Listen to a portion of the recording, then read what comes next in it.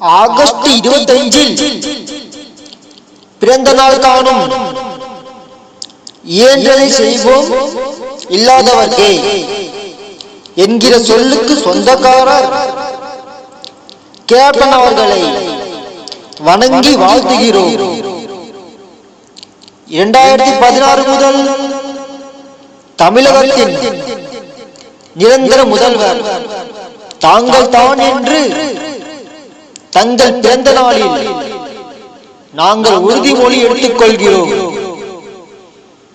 இப்படிக்கு ஐயன்பேட்டை பேரூர் கழகம் மற்றும் ஐயன்பேட்டை பேரூர் கழக மாணவரணி செயலாளர் டி.ஜி. சீனிவாசன்